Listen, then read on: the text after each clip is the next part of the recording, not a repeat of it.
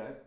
So I wanted to talk about my four principles, my four health principles, specifically on the subject of living forever. Um, you know, we're all gonna die. I don't want to die. Maybe there are some lucky people who might not die in our generation. Maybe I'll be one of them. Maybe not.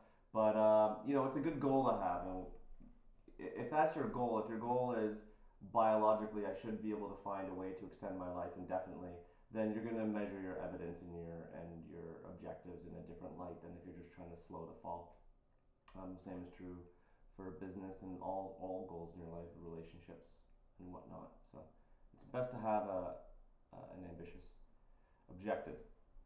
So as I'm pushing 40, I'm 38 now. I wanted to just, and also, most of this is just an experiment for me to test releasing video and testing my camera setup and all that. So I just want to talk about something I care about, which is health. I'm a health nut.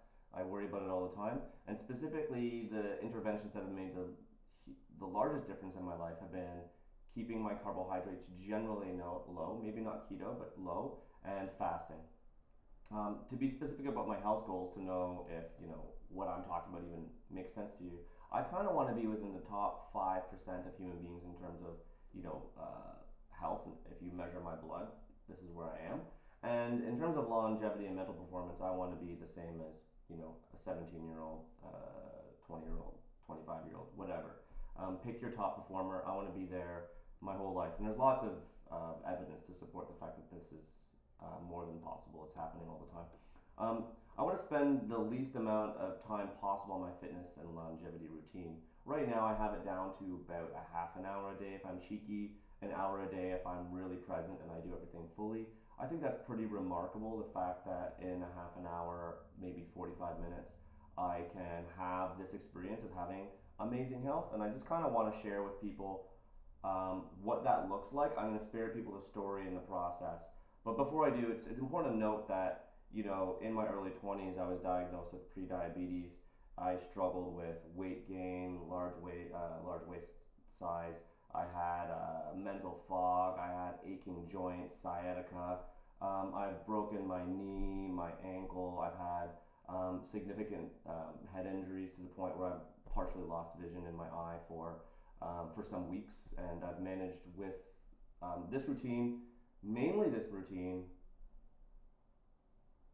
I think only this routine has been what has allowed my body to recover. And so whether or not this works for everyone, whatever, but I literally know without these pinnacles of health, I could not be who I am today. And so I'm just sharing that. If you think it's stupid, you don't have to do it, which is fine. I hope you discover what works for you, truly.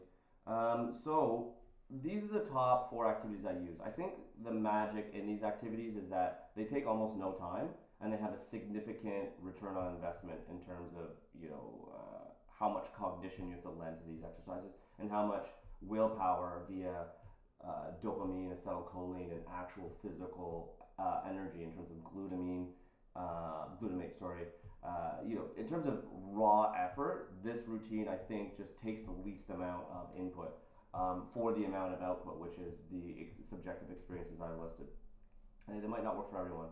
So first is fasting. I water fast for 16 hours a day. I choose a 36-hour period once a week to fast. I drink water. I think some people sometimes mention, do you drink water? I absolutely drink water, but no calories other than maybe a little bit of probiotics or something to help my stomach, or prebiotics and probiotics.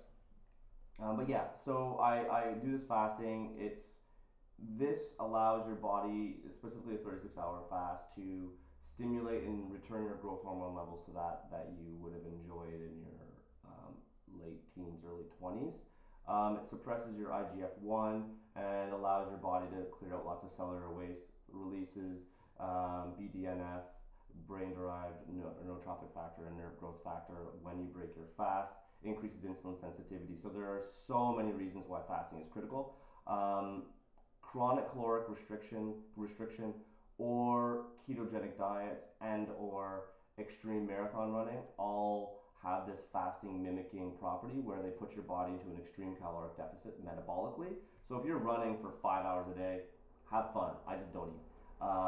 This allows me to get at this mechanism. I'm just busy. I just want to do other stuff.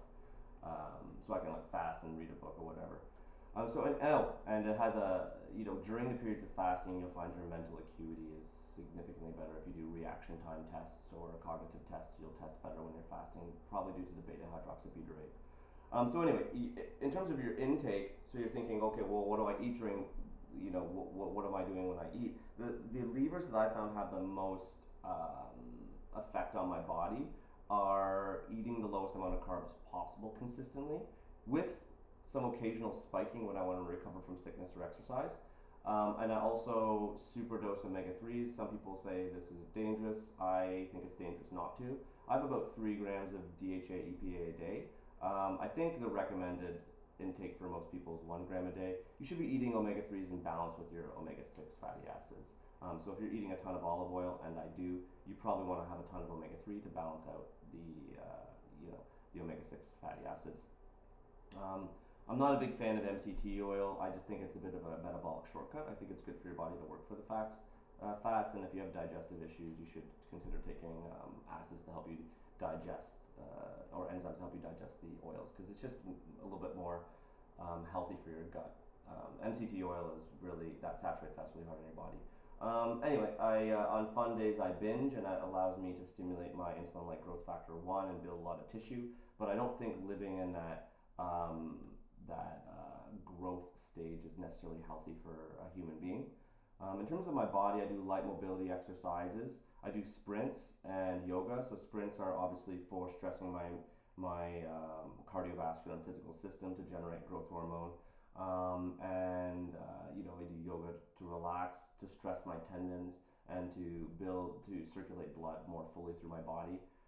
Heavy squats and presses help stimulate the growth in my joints and help keep my bones strong. And all of this helps your mind as well. I literally do maybe 10-15 minutes a day. Like, I get warmed up in a few minutes. I do something, I put on some music, I dance around like a weirdo. I have a list of weird movements I've made up, and then I stop, and that's it. And if anyone's curious, I can show you what that looks like, although I'm sure nobody is that interested.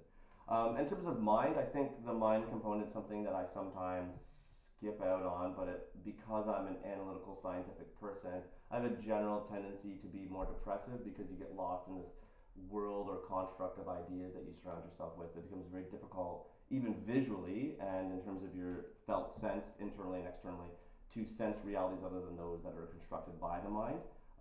It's very easy to see this is verifiable. Like, if you do a bunch of painting, you'll see more color. If you think about work all the time, you'll start to see shadows of work constructs and other aspects of your life. So I do breath work, and I base myself every morning. I allow myself one excuse, and if I'm doing a heavy grind with work, I want to be in that slightly dysfunctional manic state, I'll let myself go there, always knowing that the world I'm in is not real, and that I have to pull myself out with breath work and meditation after, and it's going to take a week. So I do about maybe 10 or 15 minutes of this every morning. I do some goal planning. I really try to keep my levels of serotonin and dopamine and balanced as much as I can. With my acetylcholine levels, I find that I'm generally dopamine dominant, and I have a very large amount of motivation, which also leads to a general feeling of dissatisfaction because I'm not doing something.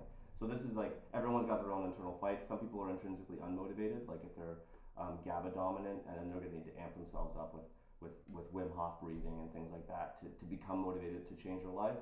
I'm already really motivated, and I can become trapped in analysis, so then I have to take myself down to attack life. I used to self-medicate with marijuana until I discovered that I could do these processes with just my mind and breath work, which is amazing. I still like having fun, so.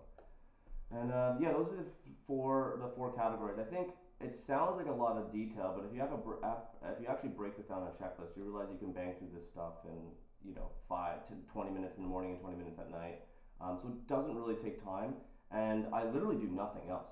Like, I'm not, I am mindful of my carbohydrate intake, but I'm not going out to run marathons, and it just seems that my body and my mind are reasonably healthy. So this works for me. I know other people have their own routines, but because I'm getting older and I feel so good, I think I've been told by other people that it would be nice if I shared some of these details with other people. And so here I am doing that. Um, right. So I've left some more details if someone's interested in how fasting works or whatever. You can see that in the blog, and I guess that's it. That's the total experience. Thanks for watching.